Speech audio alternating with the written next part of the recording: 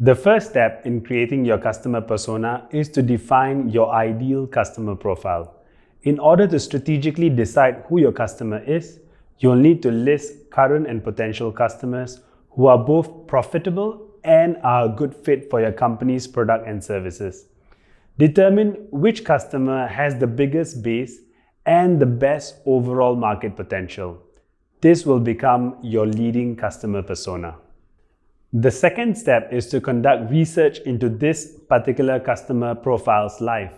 What's their average day like? What are their responsibilities? What are their personal and/or professional goals and challenges? And how can your product or service solve their pain points? You have to be clear on this customer profile's demographics, personality, which influences their decision-making style, their personal and corporate values and goals, pressing concerns, issues and challenges, and find out where they do their research so you know exactly where to target them for better results. Some research methods during this stage may include running an online survey, interviewing existing customers on Zoom or in person, viewing job listings of your persona to find out more about the responsibilities, goals, and challenges, and interviewing internal stakeholders such as your sales team who regularly interact with your personas. Step 3 involves developing your customer persona. This would become much easier after you get the relevant information during your research phase. Armed with your research, you will then be able to more accurately uncover and write down your persona's needs, expectations, challenges, and desired solutions. What you can do next is to identify similar personnel and get them to validate and critique the developed persona. There's no better way to validate your customer persona than to check if it resonates with individuals who are of that target market.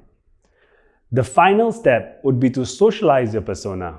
It's very important to get your organization on board with the persona you have developed. Create a persona kit, which would consist of a template and presentation, and present that to the relevant internal stakeholders. The goal is to shape your company's sales and digital and non-digital marketing collaterals, processes, and targeting. There actually is a template you can use when developing your customer persona. There are 9 elements. Number 1, demographics, which is where you will describe your target persona in as much detail as possible. Their age range, aspirations, pain points, and desires. Number 2, information sources, which is where your target persona would be likely to get their information from. Number 3, behaviors, which are the behavioral characteristics of your target persona. Focus on their purchase decision-making process especially. Number 4, pain points, which are the problems they have that you're trying to solve with your product or service. Number 5, outcomes, which is what you hope your target persona will experience when they engage with your product or service. Number 6, engagement, which are the possible avenues you have to reach your target customer.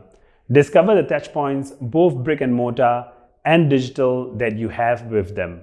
Number 7, attitudes and concerns, which are some of the viewpoints of your target persona that would influence their decision to make a purchase from you or shape their experience in your store, either brick and mortar or digital or both. Number 8, objections, which are blockers that may stop your target persona from completing a purchase or even visiting your store, physically or digitally in the first place. Finally, the ecosystem your business is in, which are competitors, especially those in the vicinity of your store if you're a brick and mortar outlet.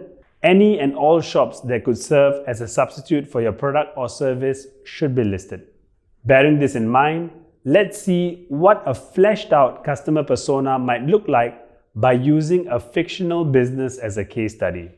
Let's take, for example, a Singaporean cafe located in the central business district that's designed to be a place for respite from the hustle and bustle of the area, a place for holding meetings, having a post-lunch coffee, as well as developing connections with colleagues and/or fellow patrons of the cafe.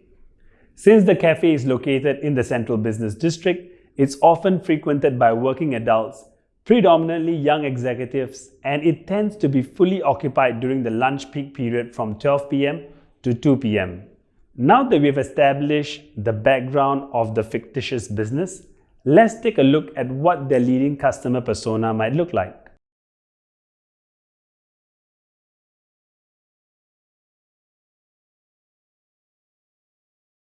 Pretty cool, right? Now that we've established how to build the who, that is, who you're building your digital marketing funnel for, let's take a look what a digital marketing funnel is exactly and how to build a simple one.